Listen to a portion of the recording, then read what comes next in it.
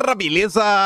Como é que vocês estão, meus amigos? Hoje é dia de um dossiê daqueles onde fazemos uma viagem ao passado para tentar encontrar as respostas para as ações que ocorrem no presente. E como de costume, vamos dar uma olhada em matérias antigas disponíveis na Biblioteca Nacional, vamos dar uma olhada em documentos desclassificados produzidos pelo Estado-Maior no final dos anos 80, que fala sobre soberania nacional e fala do PT. O que é isso? Chegaremos lá.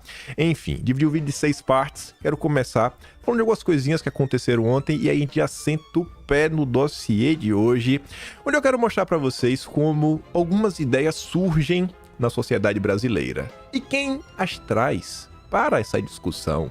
Pessoas ligadas a famílias extremamente poderosas que estão aí até os dias atuais. E ao longo do dossiê eu tentei fazer de uma forma que peguei uma história e tentei conectá-la com eventos recentes. Vou mostrar, olha, isso daqui foi colocado em prática, né? Colocado, na verdade, em discussão naquele momento. Hoje está acontecendo isso. Será que as coisas estão avançando? Será que uma agenda anti-Brasil está andando para frente? Enfim, a gente vai fazer viagem no tempo. Vamos falar de correntes que travam o Brasil. Aquele rapaz ali de barba com um pandazinho do lado. Você deve saber quem é, né? É o Barba. Vamos falar dele também. Uma turma ali correndo, né? Nas sombras, com dinheiro. E o último tema é um desfecho que eu não sei se vai dar, porque eu vou correr muito mesmo no dossiê de hoje para ver se dá tempo de terminar todos os temas, porque tem muita coisa, você não tem noção da quantidade de coisa que tem pra gente comentar. Mas enfim, a gente vai correr para tentar chegar aqui, ó. Aqui com certeza a gente vai chegar. Até onde nós iremos nos aprofundar neste documento, que é uma interrogação. Quem sabe amanhã tem uma parte 2, se não der para completar no vídeo de hoje. Pressões recentes sobre o governo brasileiro atentatórias à soberania nacional. Um documento produzido no final dos anos 80. Era secreto, Estado-Maior, um verdadeiro dossiê, mas vamos por partes. Quero trazer aqui rapidinho 2 notícias e mostrar como é que o dossiê se inicia, que eu acho que tem ligação com os eventos que iremos comentar. No dia de ontem, logo no início da tarde, a Globo está nos contando que ações da Petrobras despencaram após a estatal anunciar revisão de regras de indicação para a alta administração. Gente, não foi qualquer queda. A Petrobras perdeu mais de 30 bilhões de valor de mercado. 30 bilhões. Ao longo da nota, a Globo faz uma comparação em relação a algumas empresas brasileiras, mostrando a perda da Petrobras basicamente dava para ter comprado uma Cosan da vida. Basicamente isso. Mas tá de boa. Você vê que o Lula, ele vem tomando medidas que vem destruindo toda a indústria nacional. E medidas que no final do dia é para agradar a eles mesmos. Eles, os amigos, os picanheiros, não é para falar que é para agradar a militância. A militância não tá nem aí. A militância acho que é só gasolina barata. O Lula, no final do dia, tá fazendo o quê? Indicações políticas. Tem uma fala que resume a matéria toda. É justamente o que o mercado tinha medo que acontecesse. Vocês tinham medo. Vocês não sabiam que isso ia acontecer. Estão mudando as regras para colocar as pessoas que querem nos cargos, mesmo sem qualidade técnica. Vai poder entrar qualquer um.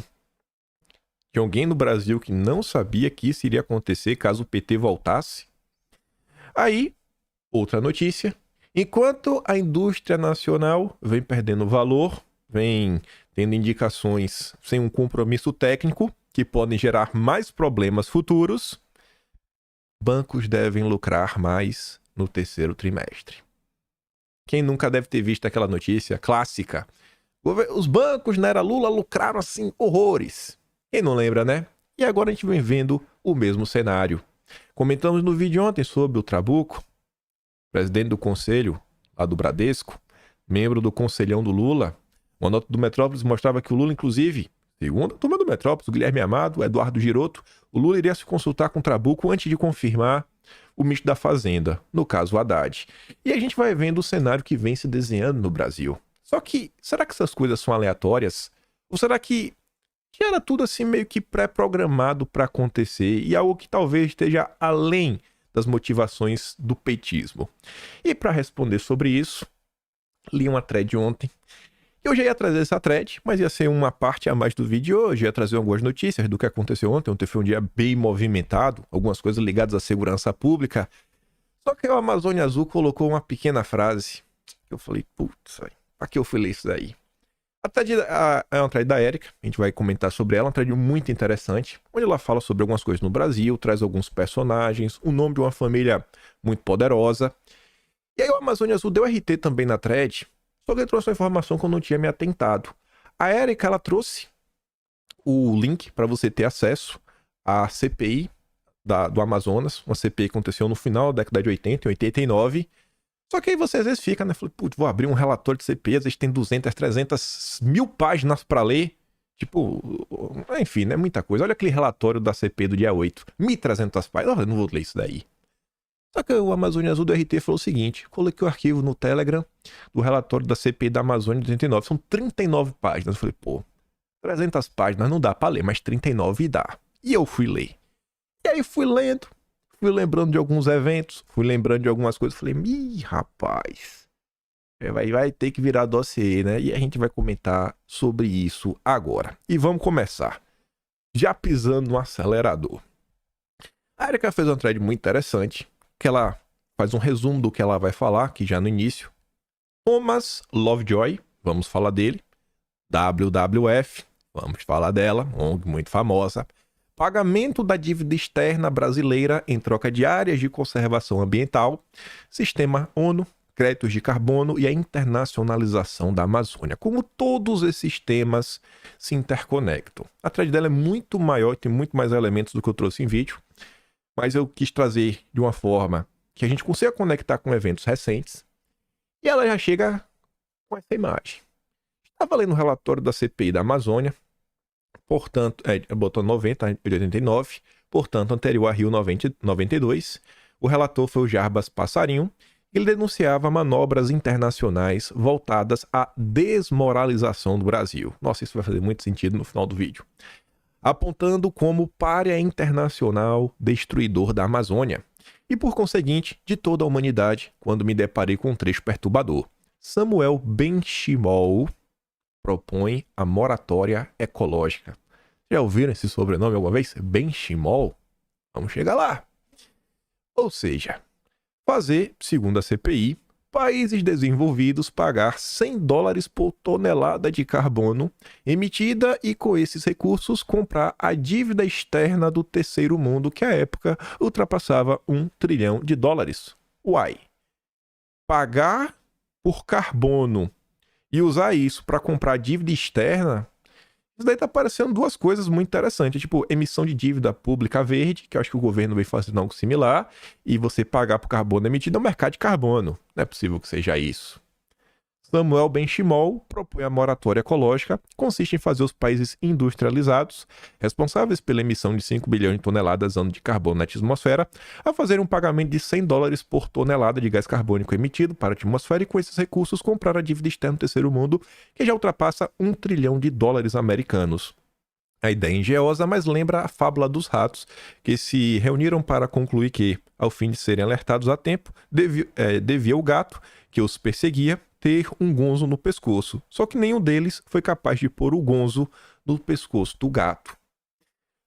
Tal proposta, o relatório da CPI, qualifica como inexequível, ao mesmo tempo em que aponta como viável a proposta de troca da dívida externa brasileira pela preservação da Amazônia nos moldes do então realizado pela Costa Rica, Bolívia, Equador e Madagascar. Aí tá ali. A proposta mais exequível é a troca da dívida pela preservação da floresta, o que em escala pequena já é feito por países como Costa Rica, Bolívia, Equador, Madagascar. Basicamente, a turma estava discutindo a possibilidade de entregar um pedaço do Brasil para pagar e quitar a dívida externa. Olha que engraçado, hein? Mas vamos lá. Segundo o modelo, um banco privado de um país credor venderia a uma organização ecológica estratégica o crédito a ser abatido da dívida externa do país, onde a área de conservação seria criada e gerida por essa mesma organização. E está ali um print também da CPI do Amazonas. Por fim, o que propunha Samuel Benchimol, economista brasileiro e especializado em Amazônia? E quero crer, apenas mais que um sujeito sem muita malícia, em seu livro Planetarização e Moratória Ecológica, Benchimol propõe o que denominou o pagamento da dívida pela taxação do efeito estufa. É basicamente a emissão de crédito de carbono. E aí eu fui atrás, né, para dar umas olhadinhas nas coisas. Ela coloca aqui até o livro dele, aqui para vocês darem uma olhada, né? Samuel Benchimol, professor da Universidade do Amazonas, conselheiro do Instituto Superior de Estudos da Amazônia. Ali o nome do livro. Amazônia, planetarização e moratória ecológica. O plano consistia na criação de um imposto internacional sobre a poluição ambiental, por meio do novo instrumento a ser criado e gerido pela ONU. A ONU queria gerir. Quanto maior a emissão de gases de um país, maior seria a taxa a ser paga. Literalmente, o mercado regulado de carbono. O fato gerador do novo imposto seria a emissão de carbono. A base de cálculo, a tonelagem emitida, os devedores do imposto, países poluidores, a alíquota, algo em torno de $100 por tonelada de carbono emitida, e a ONU, a autoridade recolhedora do novo imposto. Olha como são as coisas. Exatamente o mercado regulado de carbono. Ela coloca aqui um pedaço do livro, né, para não restar dúvidas, ali, ó, o Imposto Internacional sobre a Poluição Ambiental. Muitos cientistas e estudiosos do problema ambiental propuseram a criação de um imposto internacional sobre a emissão de gás carbônico sobre a poluição, blá. Isso não foi ideia dele. Isso não saiu da cabeça do senhor Benchimol. Saiu da cabeça de alguém e ele absorveu essa ideia. Seja de forma inocente, seja com algum tipo de malícia, o que importa é que isso aconteceu. E ele colocou isso daí para frente. Segundo Benchimol, com o valor pago pelos 7 maiores emissores de carbono à época, a ONU compraria a dívida dos países em desenvolvimento, que em troca seguiriam normas ambientais não especificadas pelo autor. Bacana, né? O Brasil tem uma dívida, emite, né? Os países pagam lá carbono, aí a ONU compra essa dívida e aí impõe algumas regras pro Brasil seguir, mas não sabe qual é. Mas a ONU é boazinha, né? Muito boazinha, agenda 2030, toda aquela agenda ideológica. Dificilmente a ONU ia propor alguma coisa ruim para nós, né? Ninguém desconfia da bondade da ONU. Tá ali, ó. Participação e responsabilidade pelo nível de degradação ambiental, climática e sanitária. Esse imposto seria um importante instrumento não só para minimizar a grandeza do problema, como também para, com esses recursos, ajudar os países do terceiro mundo. Essa taxação internacional seria também uma forma razoável de encontrar uma saída para a impagável dívida de $1 trilhão dos países subdesenvolvidos devem aos banqueiros internacionais, bancos e instituições financeiras governamentais dos países de primeiro mundo. Aí eu fui atrás, né? Beleza, ela colocou um print do próprio livro do cara. Tava lá o relatório da CPI da Amazônia. Mas é sempre bom dar um bizu nos nossos jornais. E aqui no Jornal do Brasil, era uma quinta-feira, dia 9 de março de 1989, temos lá essa manchete: professor reverte acusação. De uma só vez, fulminante, o Brasil sai do banco dos réus e assume o confortável papel de promotor no julgamento de crimes contra o meio ambiente. E mais, muda de lugar no guichê e passa de devedor internacional, número 1, para credor do primeiro mundo. Vocês já viram essa história? O Brasil no banco dos céus. O Brasil é o malvadão do meio ambiente. Em 1989 já estavam falando isso. Então não é de agora. Não é de agora. O Brasil sempre esteve no foco internacional. E vai virar credor. É o mesmo papinho que eles estão tentando emplacar com crédito de carbono. Aí quem imaginava esse cenário era o empresário e professor Samuel Benchimol. Ele é autor de um projeto para a criação de um imposto internacional sobre poluição. Só que olha como são as coisas. Além desse imposto, né, como a gente já falou antes, com esse dinheiro a ONU poderia comprar dívida externa.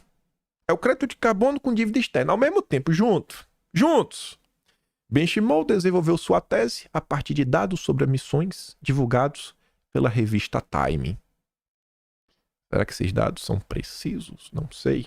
Porque a CPI da Amazônia, em determinado momento dela, acho que eu nem trouxe aqui em vídeo, o Jarbas Passarinho, ele comenta sobre algumas pessoas que trouxeram dados que são imprecisos, como se olha o dado do INPE, como se olhar o dado do Lovejoy, que a gente vai falar dele. A diferença é muito gritante em termos de desmatamento. Então talvez o Benchimol esteja se baseando em dados imprecisos, né? Estivesse, porque foi em 89. Aí, como eu falei, ao longo do vídeo eu vou fazer isso daqui várias vezes. 1989. Dívida externa, vamos pagar ela com ações verdes. Lula assume. O que é que Lula faz? Tesouro pode separar área ambiental e social em novos títulos. Governo sanciona a lei para emissão de títulos públicos voltados às práticas ESG. Sabe o que é título público? É emissão da dívida. Emissão da dívida lastreado em ações verdes. Lei. Há quantos anos? 89. Para cá são 34. 34 anos atrás a turma estava tentando. O Lula fez. O Lula chegou e fez. A gente vai falar do Lula mais. O Lula é um entreguista. É um antipatriota.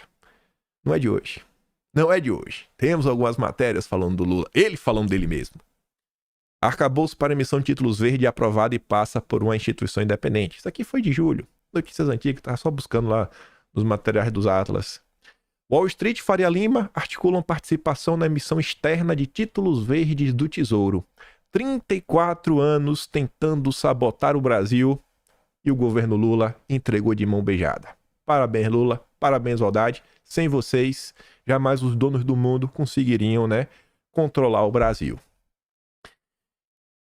Essa história também de emissão, um imposto para controlar a poluição, isso não surgiu da cabeça do Benchimol.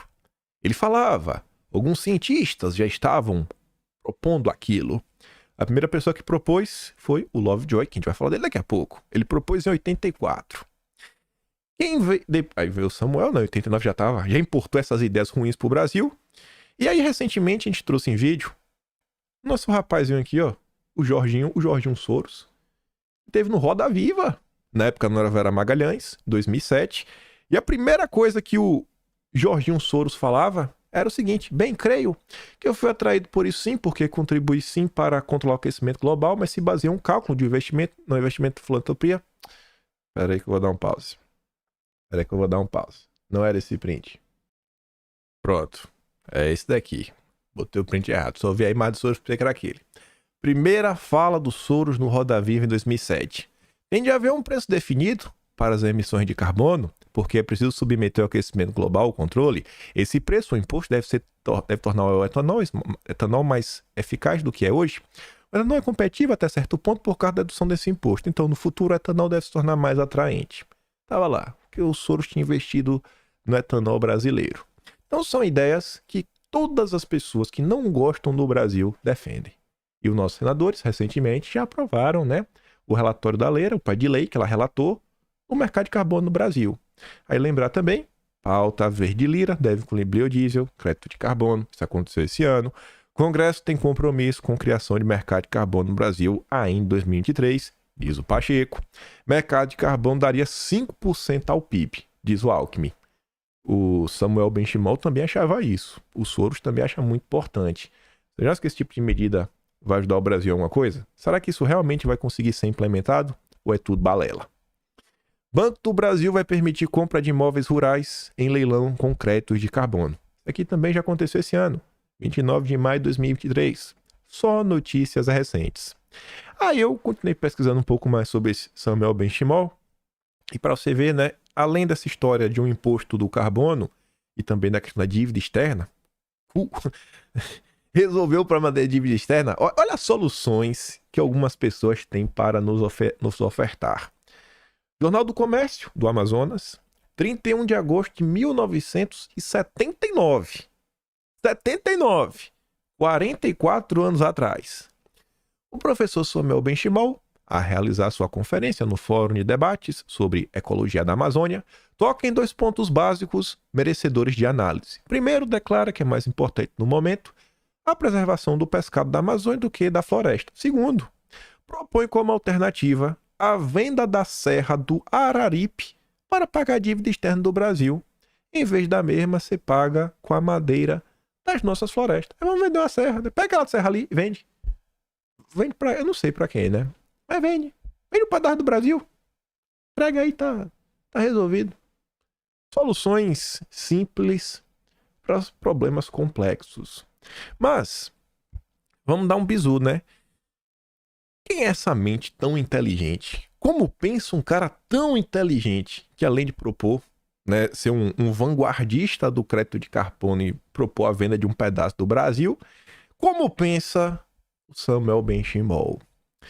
Numa entrevista que ele concedeu para a revista Manchete em 89, tá ali, ó. Cientista propõe que países paguem pela conservação da floresta. Era professor, né?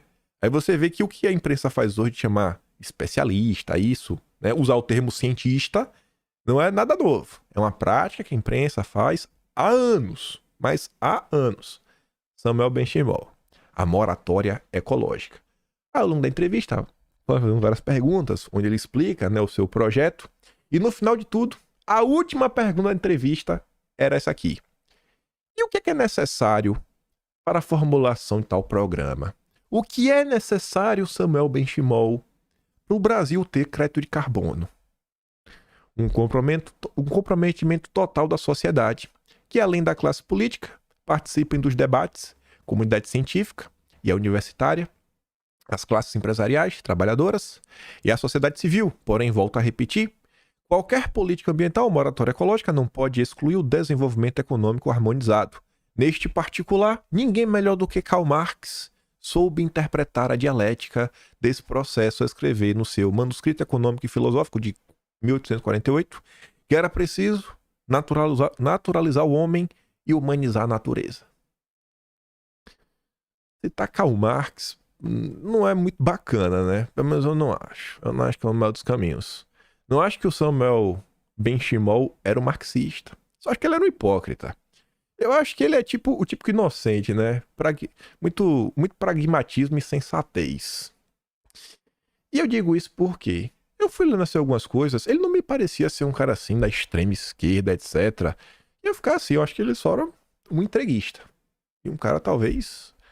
Eu quero acreditar que ele não tinha malícia para entender no que ele estava depositando suas fichas, assim como o seu sobrinho neto. E aí, pensando sobre ele já no Arquivo Nacional, onde tá aqueles dossiês que eram secretos por alguns anos, hoje em dia não estão mais, eu encontrei um, né? Essa parte de cima, né? Que tá ali o confidencial, capa da ACE, como tá lá, né? É um dossiê de 11 de setembro de 87, e falava assim, ó. A família Benchimol é proprietária de uma das maiores redes de magazines em Manaus, a Bemol, além de praticamente deter o monopólio de engarrafamento e distribuição de gás liquefeito de petróleo para toda a região, contando com uma significativa frota de caminhões, balsas, empurradeiras e até navios para transportar tal combustível. Bacana, né? Turma que defende, né, o imposto do carbono está sempre numa posição privilegiada. Cita Marx, tem muito dinheiro, tem até petróleo. Faz o L. Aí eu fui atrás dessa empresa, né? Falei, rapaz, que história é essa? Bemol. Na Amazônia Ocidental, o varejo tem um dono e ninguém consegue desafiá-lo. A rede Bemol domina a Amazônia Ocidental e se prepara para lançar a conta digital. Operadora de telefonia expandiu o e-commerce para 120 cidades na região. O CEO, Denis Minev, explica o plano ao Neofeed. É uma matéria do 2021. Ele falava assim, ó. A rede varejista Bemol, a maior de eletroeletrônicos da chamada Amazônia Ocidental, que engloba Amazonas, Acre, Roraima e Rondônia. E tem ficado em casa porque a Sheia fechou 4 dos 5 acessos ao escritório da empresa, que fica no centro de Manaus. Nada fora do comum para quem vive e trabalha na região. Pois são percalços como esse que fazem a Bemol imperar na região. Ali na área amazônica, geograficamente enorme, com dezenas de cidades pequenas extremamente distantes entre si, a rede fez das dificuldades os seus maiores trunfos. Não tem estrada, não tem ponte, não tem infraestrutura. Então quem sabe lidar com a falta de infraestrutura tem a vantagem. Não há Mercado Livre, Magazine Luiza, lojas americanas que tenha conseguido desafiar o grupo. O plano da rede, fundado em 42 por seu avô, Samuel Benchimol, primo do avô de Guilherme Benchimol da XP, o nosso cara muito sensato e pragmático, é de se adensar a região, preencher a lacuna de serviços. O investimento prévio desse ano chega a 120 milhões. A estratégia da rede não deixa de ter uma pegada ESG. E o executivo, um grande ativista na região, essa turma gosta, né, de ser ativista. Ele explica o porquê. O porquê é basicamente o seguinte. Cidades como Altazes estão fora do radar das grandes empresas, mas se conseguirmos adensar, implantar um modelo de conta digital, telecom, varejo, farmácia, crédito, tudo junto embolado, tem um benefício grande para a cidade, um SG relevante, um custo de rentabilidade enorme para explorar. Devido à falta de infraestrutura, você meio que não consegue competir. Aí chega alguém oferecendo tudo. Tem tudo, rapaz. Não é que é uma varejista que domina tudo. Não é um monopólio do varejo. Quer ter conta digital, telefonia, varejo, farmácia, crédito. Tudo junto embolado. É bom demais, velho. Bom demais, né? Quem consegue realmente lidar com as dificuldades, consegue dar um salto à frente. E aí, porque eu quero falar... Por que eu quis trazer isso? Essas pequenas curiosidades. Porque você vê que quem lida bem com a falta de infraestrutura sai na frente. Nossos grandes ativistas... Você vê, não tem ativismo para a Amazônia se desenvolver. O ativismo é por SG. O ativismo é por crédito de carbono. O ativismo é por 1001 coisas. E aí que você vai fazer um sentido um pouco a mais. Estava eu lendo o relatório, e no final do relatório vi uma coisa interessante. Uma sugestão muito interessante no relatório da CPI do Amazonas. E aí, quando eu estava lendo algumas matérias sobre o senhor Samuel Benchimol, eu me deparei com essa. A manchete era: sugerido imposto sobre oxigênio na região. Era basicamente crédito de carbono. A matéria de 9 de março de 89. Aí nessa matéria, depois de falar sobre Samuel Benchimol, dívida externa, todo esse blá blá blá, que a gente repetiu várias vezes, tinha um segundo pedaço da matéria, que falava sobre rodovia. A Amazonas está carecendo de infraestrutura. O pretexto de manter o equilíbrio ecológico da Amazônia, com o sacrifício do desenvolvimento do estado do Acre, grave esse estado, é um argumento sem qualquer consistência. Essa afirmação foi feita pelos governadores da região norte e se refere aos obstáculos que os bancos estrangeiros vêm criando na liberação de recursos para a conclusão da estrada que ligará o Acre ao Peru. Para Flaviano Melo, essa estrada, além de representar a verdadeira ocupação da Amazônia, será um investimento gerador de divisas para o país, pelo fato de servir de corredor de exploração dos produtos agrícolas do Centro-Oeste para o Atlântico. Em 1989, eles estavam tentando construir uma estrada do Acre para o Peru e não estavam conseguindo por sabotagem. E como foi essa sabotagem? Baseada em quê? Eu acho que foi, inclusive, em questões ambientais. Mas guarda isso aí na cabeça. A gente vai voltar. Indo lá para o relatório da CPI, eu parei para ler, né? Achei algumas coisas interessantes neles que eu queria aqui compartilhar com vocês. Esse relatório, ele contava que naquele momento, em 89, o Brasil, mais uma vez, era vítima de alarmismo internacional. Inventando que, meu Deus, o Brasil vai acabar. A Amazônia tá pegando fogo. Aí tá ali, ó. As fontes do alarmismo internacional. A revelação de números inexatos e grandemente aumentados provocaram no mundo ocidental uma onda volumosa de protestos contra o Brasil, acusando de responsável por não coibir as queimadas anuais que estariam levando à devastação da Amazônia. Com Bolsonaro, né? Bolsonaro acabou de chegar desde 1989.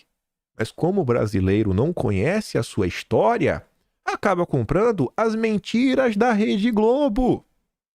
Entre essas fontes figuram o pesquisador do INPA, Philip Fernside, o assessor do Banco Mundial, o senhor Denis Mahat, o mesmo senhor Thomas Lovejoy. Ainda vai falar mais dele. Ex-presidente do World Wildlife Foundation, WWF, os nossos pandinhas, em cujas estimativas se basearam e continuam se baseando importantes revistas como Times, Newsweek e jornais como New York Times e Washington Post.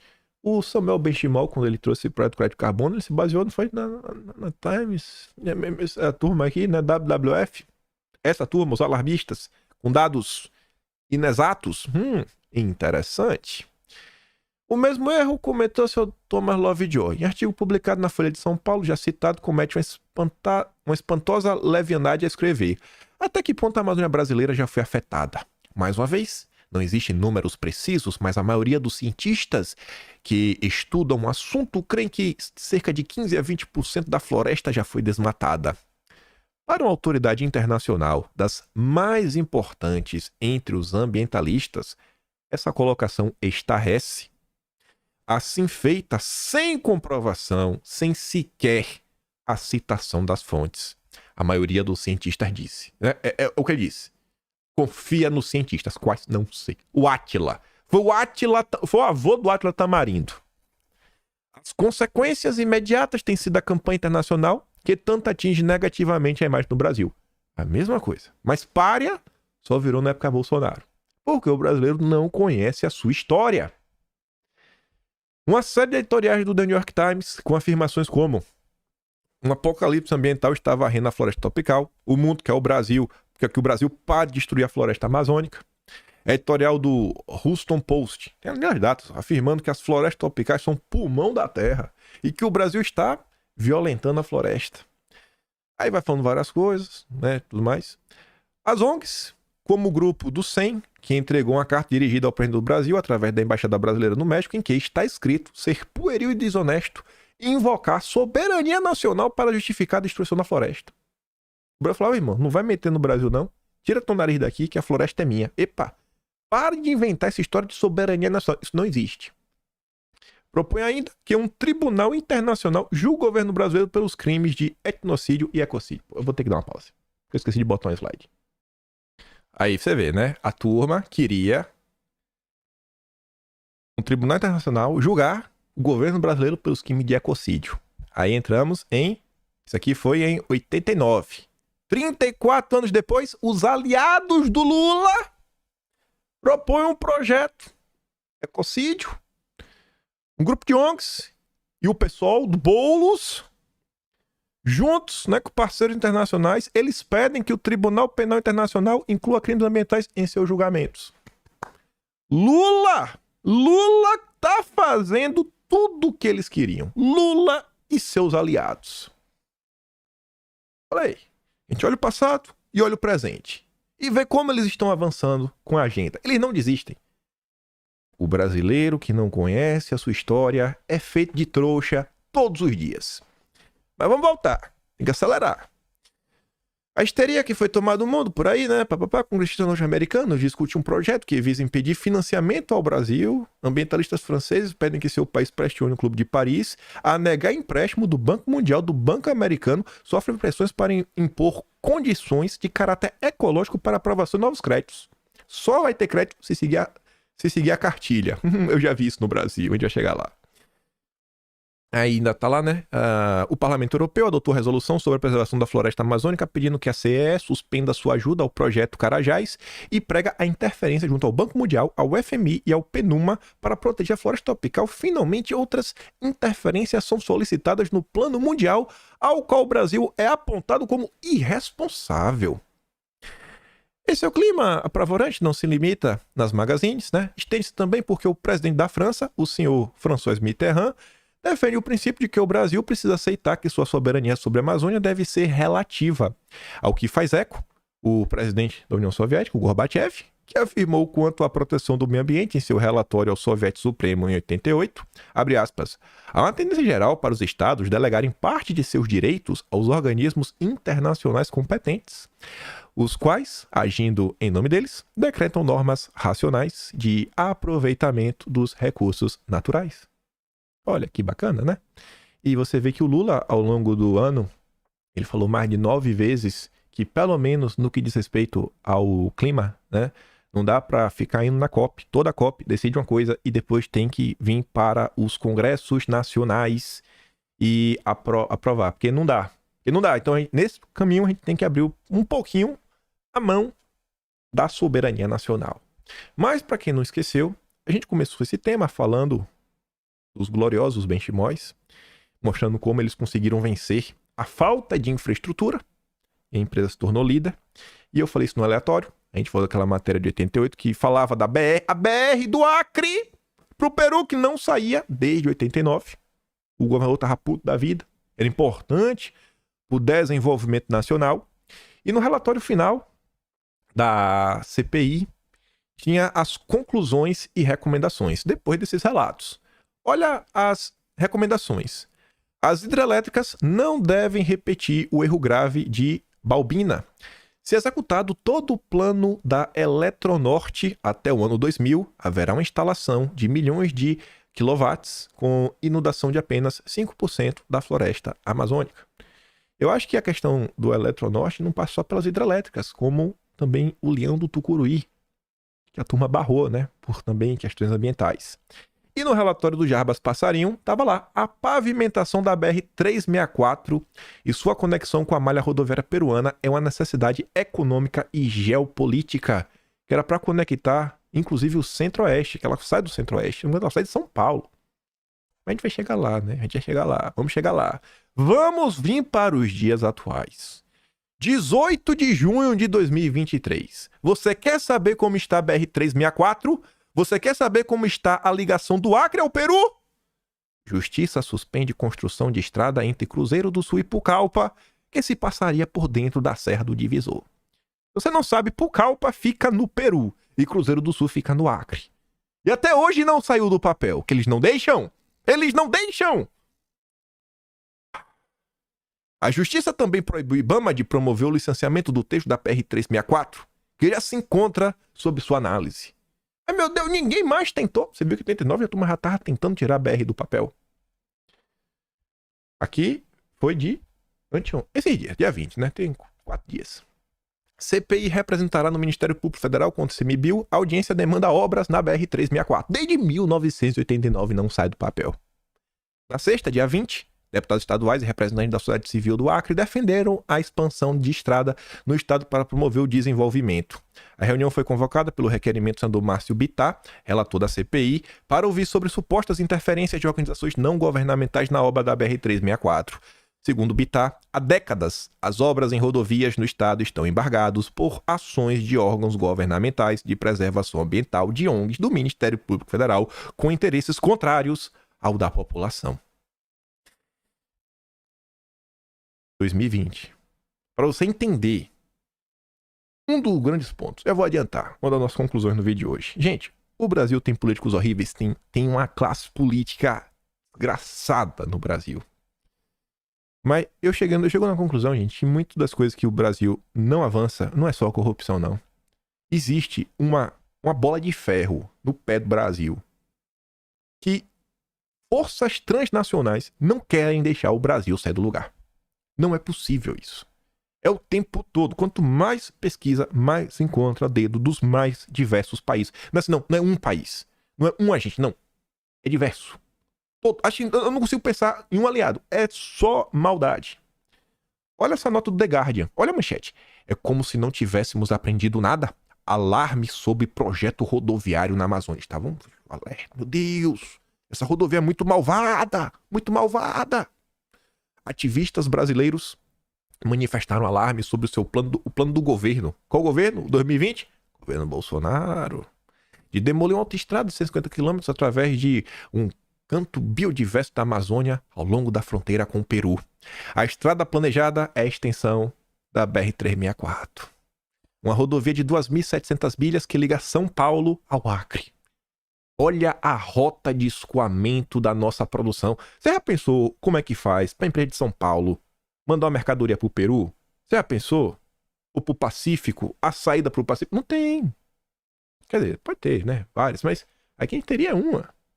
Teríamos lá no topo do Pacífico. Mas não tem, não deixam. Como é que você vai mandar? Qual é o caminhão que vai passar por lá? Tem coisa que não dá pra ir de avião, é muito caro. Botar um navio, ter que cruzar toda a América Latina... chato, longe. Os defensores do projeto transoceânico, que inclui o presidente Jair Bolsonaro, argumentam que ele impulsionará a economia desta região remota, ao criar um centro de transporte através do qual os produtos agrícolas podem ser enviados para os portos do Pacífico no Peru e para a China. Miguel Scarello, chefe da SOS Amazônia, zongueiro, né? Descreveu o projeto como irresponsável e um retrocesso à ditadura, quando estradas foram demolidas através da Amazônia na tentativa de povoar e desenvolver a região. Aí olha agora, isso aqui é de doer. E ele acrescentou: dizem que trará desenvolvimento, mas como sempre, será desenvolvimento para uma meia dúzia de pessoas? O Acre é meia dúzia de... Não é meia dúzia de gente. O acreano não tem direito ao desenvolvimento porque é uma meia dúzia. A população é pouca. Nem todos os brasileiros são iguais, né? Tem brasileiro que não merece ter o mesmo direito, porque eles são pouquinhos. Então, a turma das minorias não liga pras minorias. Aí, no ano seguinte, 2021, né? Justiça proíbe obra do governo na BR-364. A ação foi da SOS Amazônia. Acho que a gente vai voltar a falar dela ao longo do vídeo. A decisão da suspensão da obra baseou na violação dos direitos socioambientais. Também teve uma ausência de consultar os índiozinhos. Aí, voltando no tempo, os relatórios, os dossiês do Estado-Maior, né? Aqui é tão profissional mesmo na inteligência. Eu achei outro lá de 19 de maio de 89, que tinha vários recortes de jornais sobre o encontro de governadores da Amazônia, que estava sendo discutido, etc, tudo mais. Então você vê, o setor de inteligência do Estado-Maior fez um dossiê investigativo, né? Fichando ali. E uma das matérias que eles fizeram, questão de destacar. Estrada seria o caminho dos exportadores. Cara, a gente vai exportar coisa por aqui, vai ganhar muito dinheiro, vai passar por aqui, a economia vai se desenvolver, todo o percurso, que seja o lugar de pernoite. Mas não deixam. Em 89, gente. E o governador da época, o Flaviano Melo, falava assim, ó. Medo de perder sua fatia no mercado de exportação de soja? Esta foi a justificativa apresentada ontem pelo governador do Acre, Flaviano Melo, durante o encontro de governadores da Amazônia, do ICEA, a intervenção dos governos estrangeiros que se arvoram defensores da ecologia, a exemplo do que fez o Bush pai, quando impediu a liberação de recursos do governo japonês para a construção da estrada que ligaria o estado do Acre ao Pacífico. Vocês acham que os Estados Unidos que é um concorrente para a soja? Vocês acham que a França que é um concorrente... Sei lá o que a França produz, mas sei que produz coisa, né? Lá a agricultura tem. Você acha que quer concorrente? Você acha que a Holanda, que é um grande produtor, também quer concorrência do Brasil? Vocês acham? Vocês acham que ele gosta do Brasil? Por que a Ferrogrão também não sai do papel, hein? A Ferrogrão ia ajudar muito a soja. Não sai, não deixa. Mas você ligar para ele e falar, não dê dinheiro, viu? Ó. Vá, brinque de dar dinheirinho pra você ver o que vai acontecer. 34 anos e não sai do papel. E a turma do Lula não deixa. Turma do Lula, vamos falar a turma do Lula. O nome que circulou várias vezes até então foi o Lovejoy. Lovejoy, né? Joy, uma espécie de alegria, né? Tá cheio de joy. E love é amor. Amor é alegria. A cara do rapaz. Todo pimpão e sorridente. Como não tá alegre, né? Meu Deus, uma lenda. A lenda. Olha, ó. De onde que vem a ideia?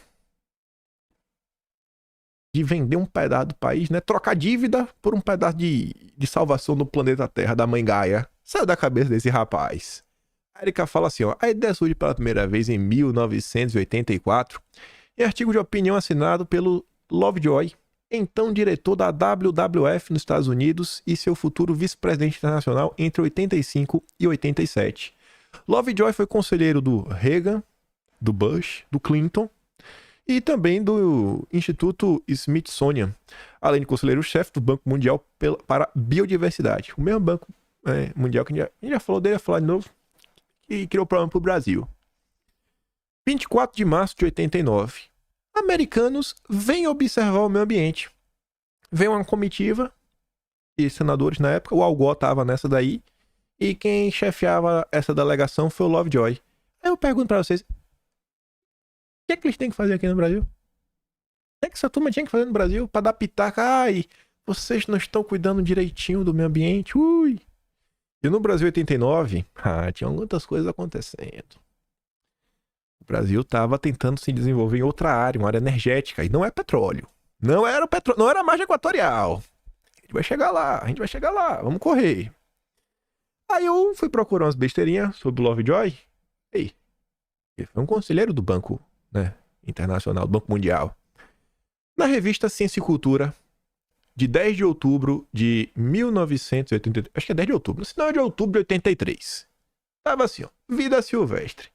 Thomas Lovejoy, diretor do Fundo Mundial para a Vida Silvestre, o WWF, notificará o Banco Mundial e o FMI, além de organismos subordinados à ONU, para impedir a aprovação de novos financiamentos para obras que não tenham respaldo da comunidade científica brasileira. Cientistas!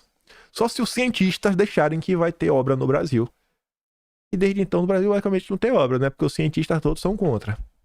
Os cientistas agora acharam até um coral numa região que alguns professores falam que não tem coral, que é na margem equatorial, e a Marina não deixa explorar. Aí eu fui atrás desse Lovejoy. Falei, rapaz, será que o Estado-Maior enxergava o Lovejoy como uma ameaça? E não é que achava. Mas esse texto aqui é muito mais interessante do que o próprio Lovejoy em si. Esse documento é sensacional. Acho que tem 215 páginas. Eu não li as 215. Mas do que eu li, eu falei, não, aqui já tem material que não vai dar nem pra comentar o dedo em vídeo. Vou ter que correr. E olha que hoje eu tô a 1000. Muita coisa interessante. Esse documento é extremamente completo. Aborda vários temas. E vai colocando temas em uma ordem que vai ficando muito amarradinha as coisas. Como, por exemplo, ele vai falando sobre, que tá óbvio, né? Pressões recentes sobre o governo brasileiro atentatórias à soberania nacional. Cara, o que é que tá acontecendo que tá colocando a soberania nacional em xeque? E aí, logo no início do documento, ele já bota assim, ó, dados conhecidos. A. Atividades de estrangeiros e de organismos internacionais. Ele sai citando 44 vezes onde aconteceu algum tipo de interferência no Brasil. E ele cita o santo e o milagre. Não fica de tititi, não. É documento de inteligência, gente. Documento secreto. Tava ali, ó. Secreto. Estamos. O que é que os agentes secretos brasileiros pensavam em 1989? Ao longo dos últimos anos, observa-se aumento significativo de pressões de organismos internacionais e de personalidades estrangeiras sobre o governo brasileiro. Aí sai listando. Eu trouxe algumas que eu achei muito interessantes. São 44. Eu não vou trazer 44, não vai dar tempo. A segunda que eles citam. Durante as negociações para empréstimo ao setor elétrico, iniciadas em 87 e ainda não concluídas, o Banco Mundial fez várias exigências ao governo brasileiro relativas às áreas nuclear, ambiental, indigenista e da organização administrativa no país. Será que era naquele momento que o Brasil estava tentando desenvolver o seu projeto de energia nuclear, tipo Angra 3? Será que começou a discussões de Angra? E aí teve sabotagem internacional? Então, beleza que o Brasil tem uma classe política horrorosa. Mas além da classe política horrorosa, a infraestrutura do Brasil não avança porque tem gente jogando contra, negando dinheiro. O Banco Mundial, para liberar o dinheirinho, olha só, eu libero o dinheirinho se você aderir ao Tratado de Não Proliferação, né, dos supercabuns, né, que não pode ter. O Enéas tanto militou por isso, né? O Enéas fala, tem que ter. Olha lá, quer? Para ter dinheiro vai ter que assinar. Nada é por acaso. E na época não assinou. Quem vai assinar depois foi, Fernando Henrique. A situação de salvaguardas abrangentes, submissão das minutas de relatórios de impacto ambiental, aprovação do banco. A Marina hoje, né? Em vez de você mandar só pra Marina, além da Marina liberar, o Banco Mundial tinha que liberar. Senão não tem dinheiro. O projeto não tá do jeito que a gente quer. Não tá protegendo a girafa. Aperfeiçoamento das condições de funcionamento da Secretaria Especial do Meio Ambiente. A reforma administrativa que o PT quer fazer agora, né? Vai mudar as atribuições, dar uma aprimorada nas secretarias. Do jeito que o banco quer, viu? Que a gente manda. Confirmação dos títulos de terra dos ameríndios, ou seja, demarcação de terra. Tem que demarcar terra, senão não tem dinheiro. Nomeação de advogado independente para os índios. Nomeação de especialista para a SEMA, FUNAI, o IBDF e a Superintendência de Desenvolvimento de Pesca. Aí outro evento, que eles listam como uma interferência racional no Brasil. Em março de 88, olha só, esteve no Brasil uma equipe do Greenpeace, consta ter feito levantamento junto ao Partido dos Trabalhadores, a.k.a. PT, a.k.a. Picanheiros, Turma do Amor, amigos da Rede Globo. E além de se encontrar com os petistas, o Greenpeace também foi atrás de organizações brasileiras de proteção ecológica, tentando delimitar o Parque Bélico do Brasil e a participação dos militares brasileiros no programa nuclear. O programa não foi para frente, agradeço ao PT. Pelo menos tá aparecendo aqui como... Né, Eu não acho que o Greenpeace vai procurar quem não pode ajudar, né? Não acho que o Greenpeace vai procurar quem não pode ajudá-los. Aí quando eu vi isso, eu falei, eu vou ter que ir atrás, que história é essa? Lá fui eu, no ano de 89, né? 88, 89, tentar encontrar alguma coisa. O Lula não era tão famoso, mas tá vendo, tá ali, né? Feio do mesmo jeito. Sapo barbudo. Devastação coibida por Lula. 22 de outubro de 89. Vamos dar uma olhada em alguns parágrafos dessa nota. Apoiado pelo Partido Comunista do Brasil e pelo Partido Socialista Brasileiro, o candidato do PT, Luiz Inácio Lula da Silva, não pretende criar um Ministério da Amazônia, proposta que considera eleitoreira inviável porque teria que criar um ministério para cada região do país. Mas Lula pretende ser eleito, revisar todos os projetos implantados ou por implantar na Amazônia, por entender que foram projetos agropecuários e energéticos os causadores de toda a agressão ambiental, de toda a violência praticada contra os trabalhadores rurais, índios e caboclos ribeirinhos. Prometeu e cumpriu. Chegou lá, margem equatorial não sai do papel. BR-364 não sai do papel. BR-339 não sai do papel. Ferrogrão não sai do papel. Boa, Lula! Finalmente encontramos uma proposta de campanha que o Lula cumpriu. Prometeu e cumpriu. Esse é o Lula. Esse é o Lula. O cara que odeia o Brasil. Aí, sei lá, não, desenvolvimento, aquele desenvolve, Brasil, papapá. A devastação será coibida com todas as forças. A gente tá vendo a notícia, né, de como tá o desmatamento. Mas vamos lá. Afirma Lula, né? Papapá. A Amazônia não pode se tratar da paz do resto do país, embora admitam, a região necessita de uma política pacífica diante de suas características sociais, econômicas e culturais. Por isso, os grandes projetos, principalmente as hidrelétricas, serão reavaliados. Deve ser por isso também que o Leão Tucuri não sai do papel. Eu não sei o que a Dilma passou na cabeça da Dilma quando teve lá a questão de Belo Monte, né? Mas tá aí. Se o Brasil não se emancipou energeticamente, ainda depende. Aqui, ó. O cara prometeu e cumpriu. Abre aspas. Fomos amplamente favoráveis à autodeterminação dos povos e consideramos a soberania do Brasil intocável, sagrada. Mas, ó, defendemos a soberania, mas o governo do Sarney tem se revelado incompetente para cuidar dos assuntos de interesse da Amazônia. Segundo Lula, Sarney tem se apoiado em discursos pretensamente nacionalistas ao dizer que os estrangeiros querem a internacionalização da Amazônia quando pressionam o governo brasileiro diante da destruição que ocorre na região. O Lula acreditava na boa vontade dos estrangeiros, né, Lula? Eu defendo a soberania, mas se o meu amigo Biden me pedir com jeitinho, né, a gente vê. 1989. Aí ele assumiu. Lembra quando ele foi na França? Foi o Macron? A Folha publicou, né? Isso aqui. A Amazônia pertence a toda a humanidade. Eita, Lula! Aí a Folha colocou a primeira manchete, né? Depois eles atualizaram a matéria. Quem poluiu o planeta foi quem fez a Revolução Industrial. Mas primeiro a Folha botou: a Amazônia pertence a toda a humanidade. E Lula em vídeo em Paris. Valeu, Lula. Mais coisas. 6.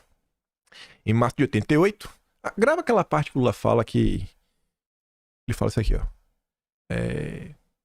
O Sarney é incompetente para cuidar dos interesses. Ele vem mostrando isso, tem se revelado. Lembra disso.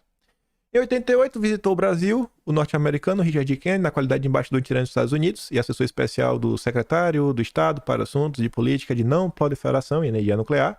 Se encontrou com um monte de gente, a revelia do Ministério de Relações Exteriores, e aí fala o seguinte: segundo o noticiário da imprensa, afirmou que é imprescindível que o governo brasileiro reveja sua posição e coloque sob salvaguardas internacionais todas as instalações nucleares existentes no país.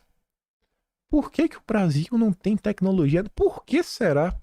Gente, não é só a classe política podre que nós temos. Não é só isso. A gente tem alguns problemas extras. Outro evento. Em novembro de 88, as ONGs, citam vários, promoveram visita ao Canadá do famoso índio Paiacã, quem os mais velhos devem lembrar, com o principal objetivo de pressionar o governo canadense a votar contra a concessão de empréstimo do BIRD ao setor elétrico brasileiro. Sabota, sabota, sabota, sabota. Aí você vê, da mesma forma que lá atrás a turma fazia pressão, assina aí, viu? Tratados, não proliferação disso, aquilo, tem que assinar, senão nós somos amigos. Esse ano, representantes do governo Lula concordaram em assinar um documento que compromete o país a cortar sua produção agropecuária nos próximos anos. Na época eu fui olhar a matéria, foi postada aqui no Global Methane Hub. Principais países produtores de gado se comprometem a mitigar o metano na agricultura. Pedi obtereis. Vamos continuar que tem mais. Em dezembro de 88, o jornal The Gazette de Montreal, no Canadá, publicou um editorial sugerindo que o governo canadense faça o possível para bloquear a concessão de empréstimo pelo BIRD ao setor elétrico brasileiro. Em dezembro de 88, o presidente do WWF, da RFA, era a Alemanha Ocidental. Dirigiu ao Ministério Alemão para a Cooperação Econômica, solicitando que o governo daquele país votasse contra a concessão de empréstimo do BIRD ao setor elétrico. Aí você vê as atuais, BNDES e BID lançarão coalizão com bancos de países da Amazônia. Antigamente ainda tinha que pedir, né? Pra negar, fazer uma pressão. Agora já virou amigo. Agora já tem até parceria, rapaz. Do BNDES com o Banco Interamericano de Desenvolvimento. Olha o FMI. Nega empréstimo, FMI. Vai negar pra quê, rapaz? FMI elogia a agenda ambiciosa de crescimento inclusive sustentável. O Lula tá fazendo tudo o que eles querem. Agora mudou. Aí, como que eles agiam? Pegar os setores financeiros e criar empecilhos. Eles já propunham isso 34 anos atrás. Aí você vem por dias atuais. Febraban, do Isaac Sidney, amigo e irmão do Haddad, membro do conselhão do Lula. Tá na frente da Febraban. Bancos vão negar crédito para frigoríficos que compram gado de áreas desmatadas. Praticamente vai ter que provar que você está comprando, né, gado rastreado. Medida da Febraban contra desmatamento segue linha de nova legislação da Europa que afeta o Brasil. Tudo esse ano. Esse caso, inclusive, teve a matéria do Intercept e do jornal Joio e Trigo, que eles revelaram áudios. Executivos ligados aos maiores bancos que operam no Brasil. Sai da cabeça da cachola deles, essa é a ideia. E, inclusive, um desses grandes executivos era Program Officer da ONG Gordon Betty Moore Foundation, que, inclusive, financia a WWF. Que baita coincidência, 34 anos depois. Febraban promove debate sobre o papel dos bancos no cerco ao desmatamento. Eles não conseguiam fazer lá atrás. Eu li matérias, não era só o que já passaram, não. Vi várias matérias de senadores falando, cara, o que esses caras estão falando, bicho? Assim... Sabe aquela história? Só quem fala mal de minha família sou eu? É tipo isso. Pelo menos tinha esse mínimo respeito. Pelo menos você tinha aqueles políticos que era uma porcaria. Mas, assim, uma porcaria, mas o Brasil ainda é nosso. Vocês estão esculhambando demais. E não é só a Febraban da vida, né? Que é a Federação dos Bancos. Exigências da CVM relacionadas à diversidade nas empresas entram no radar do investidor. O Haddad estava no evento com a CVM para lançar nova regulação também, ESG, semana passada. A gente comentou, acho que anteontem, em vídeo. Plano Safra terá toda a agricultura de baixo carbono. Se você não segue as regras, você não tem acesso ao mercado financeiro. 34 anos atrás, eles já utilizavam desses mecanismos. E o governo Lula tá aí, vassalo dos interesses internacionais. Aí volta. Janeiro de 89, só pra você ver, só que eles vão citando, esse relatório é muito completo. O Al Gore apresentou ao Congresso daquele país um projeto de lei que intitulado The World Environment Policy Act de 89, referente à proteção do meio ambiente. No tocante a florestas tropicais, o projeto estabelece a elaboração pela Agency for International Development, AID, de relatórios sobre o potencial para expandir áreas de reflorestamento no planeta. Propõe ainda que o Congresso norte-americano instrua os diretores daquele país, em bancos multilaterais de desenvolvimento, a condicionamento em empréstimos que exacerbariam o deflorestamento. A AID queria fazer pressãozinha para negar dinheiro para quem não protege a mãe Gaia. A AID, vocês conhecem com duas letras antes, que é a letra U e a letra S, que é United States Agency for International Development, a famosa USAID. Onde é que está a USAID hoje? É essa mesma, só botar o S na frente. Servidores da FUNAI participam de curso sobre informações em incidentes. E a USAID tá no Atlas, eu só não lembrei qual mês está no mês de janeiro já. A USAID fechou uma parceria com a WWF para também dar curso no Brasil. Meu Deus do céu, também dá curso, né? Parceria com o governo. Era pra poder colocar, mas não coloquei. Amanhã qualquer coisa eu trago. Só pra relembrar, mas tá no Atlas de janeiro isso. Os mesmos jogadores. Aí, como eu falei, aí depois que o documento traz, aí ele bota, né? O que fez organizações internacionais e agentes internacionais para sabotar o Brasil.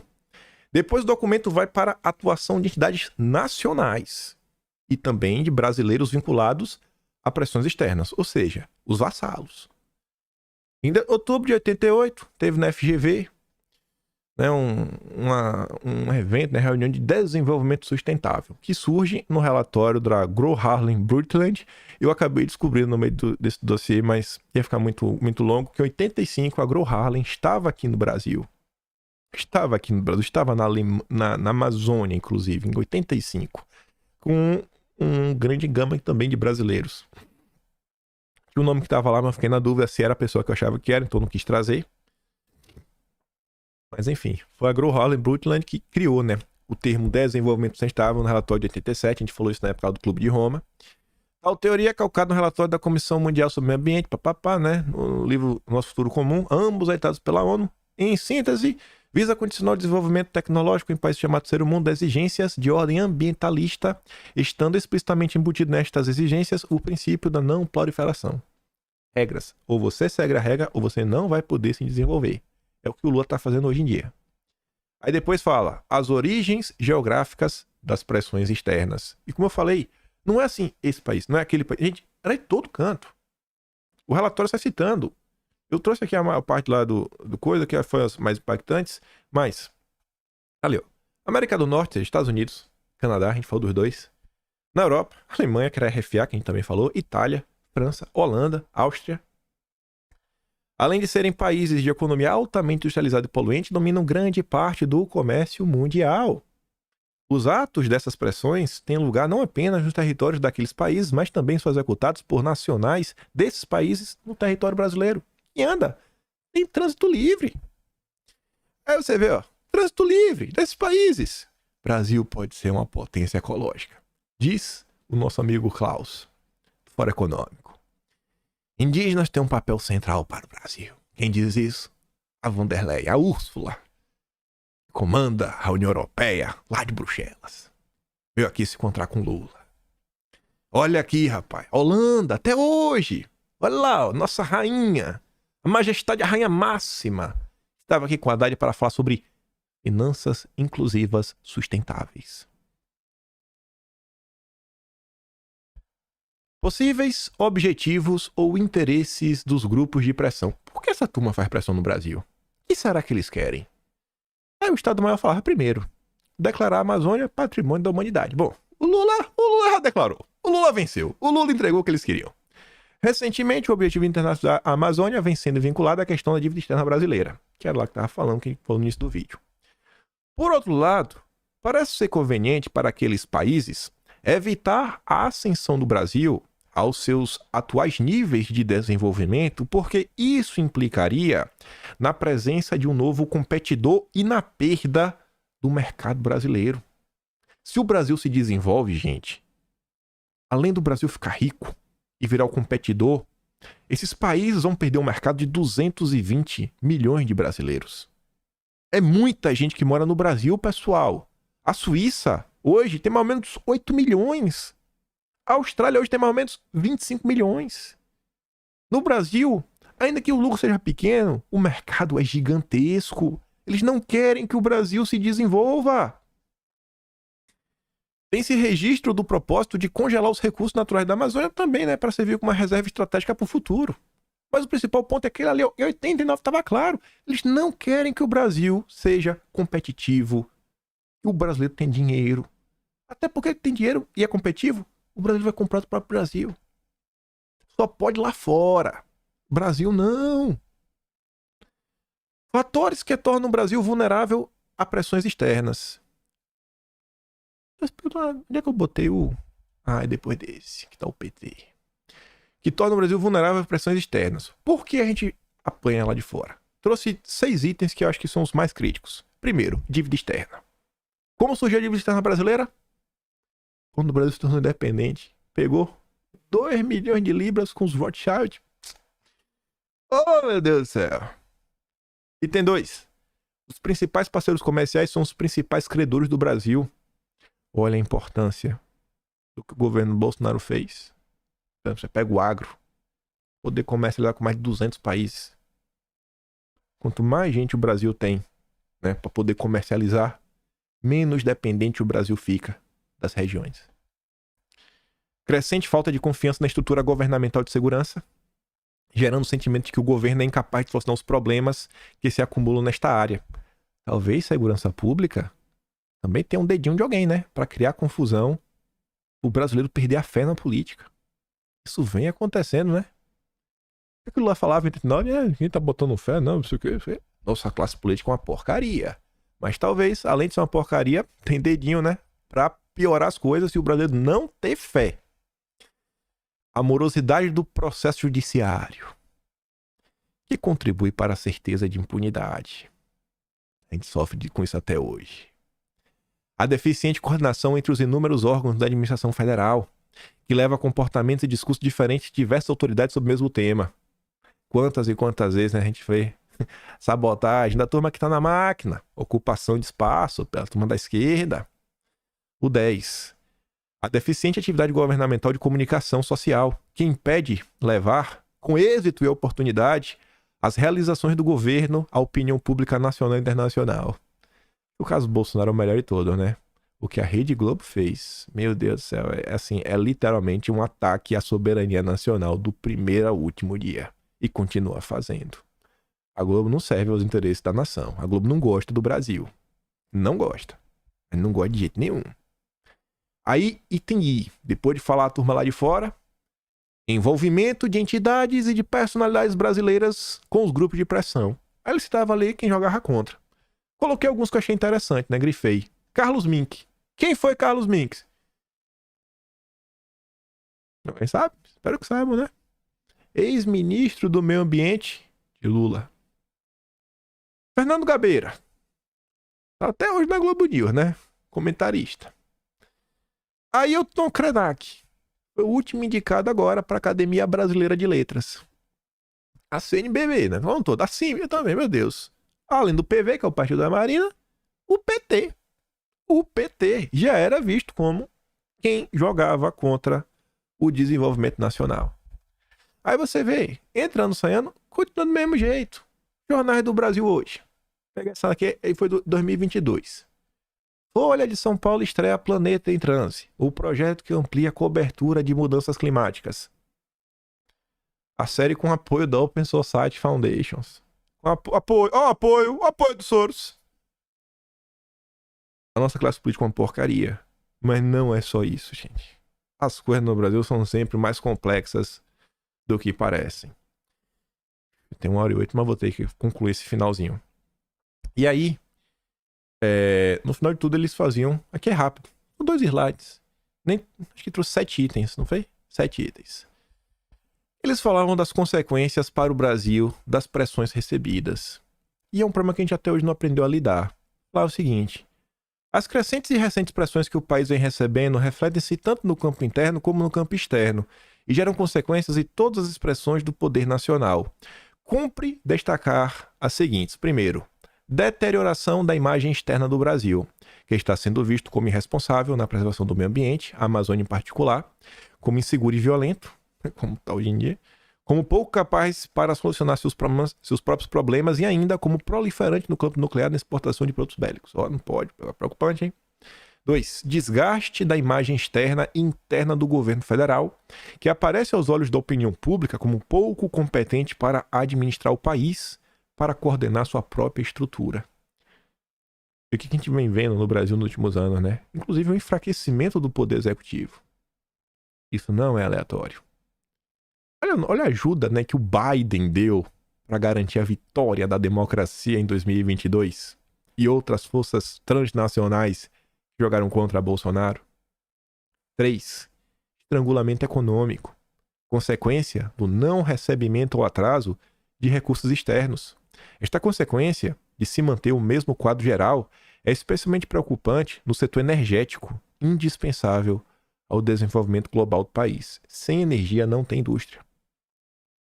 E a gente vê hoje que a gente não consegue sair do lugar. O IBAMA da Marinha não deixa. Perda ou diminuição do espaço de manobra brasileiro nas diversas rodadas de negociação no campo externo, vendo afetadas a liberdade de ação e a capacidade das iniciativas nacionais. 5. Contínuo descrédito da sociedade brasileira em suas próprias estruturas governamentais. As pessoas perderam a fé, as pessoas deixaram de acompanhar a política e não tem mais, parece que não tem mais jeito. Penetração do sistema político nacional de não membros da sociedade brasileira, que sob o pretexto de responder aos interesses superiores da humanidade, impõe seus próprios valores nacionais. E é senão a própria humanidade da SG. Olha em termos de valores, gente, olha o que estão fazendo, olha o que estão ensinando, olha o que está passando na TV. Não foi o que a gente aprendeu quando ele era criança da nossa família. 7. Manutenção do status de dependência econômica, comercial e tecnológica. E isso fica de reflexão. Temos muitos problemas, mas discutir a soberania nacional nunca foi tão importante. O tweet que Bolsonaro fez anteontem, a gente comentou no vídeo de ontem. Você vê, cara, custa ter mais político como Bolsonaro. Bolsonaro literalmente é o sobrevivente dessa era. Que ainda tinha algumas pessoas assim, realmente beleza, que hoje já tá surgindo outra, mas falando dessa turma mais velha. A turma que tá aí hoje é desesperador, é desolador. E aí tem umas coisas que eu também fico assim, não me afeta, né? Todo dia eu vou estar aqui. Eu vou estar aqui todo dia, então reclama, chora, etc, tudo mais. Mas assim, nos últimos dias tinha gente vindo falar o seguinte: você não está falando do que está acontecendo lá fora. Eu falo assim, bicho, é sério mesmo? Com todos os problemas que a gente tem no Brasil, tá todo mundo comentando, mas se eu não comentar também, eu não presto? É porque eu me preocupo mais com a segurança pública nacional do que o que está acontecendo lá fora, que eu sou errado. E não que eu deixei de comentar, trazendo assuntos. Sempre que tinha alguma ligação com o Brasil, alguma ligação com o peito, alguma coisa, eu tenho que falar o quê? Falar, não, olha só, gente, tantas pessoas perderam sua vida. Meu Deus, olha isso daqui. Eu tenho um objetivo, falar de Brasil. E me especializar, falar de Brasil. Falar, quem é você? Eu poder falar, eu sou o cara que conhece o Brasil, um pouco dele, e alguns problemas que o Brasil enfrenta. Com base no que você fala disso, bom, tá aqui o Atlas, ó. Aqui foi o que eu comentei ao longo desse ano, por exemplo. Tá aqui de mim tempo, você pode saber o que eu penso, que a turma que me ajuda a escrever pensa também. Muita parte também sai da cabeça deles, que eu falo aqui em vídeo. É isso. Eu quero discutir o Brasil, soluções para o Brasil. É o nosso país. A gente não vai conseguir resolver o que está acontecendo fora do mundo. Não, a gente não está conseguindo resolver o que está acontecendo no Brasil. Vai conseguir resolver o que está em outro país. E sequer as lideranças de lá estão nos escutando. Precisamos discutir nossa nação. Precisamos entender a nossa história. Quanto mais eu entendo a história do Brasil, mais eu vejo que o brasileiro estava dormindo nos últimos, 500 anos. A maior parte dos brasileiros ainda está dormindo até hoje. Ainda estão dormindo. As pessoas precisam acordar.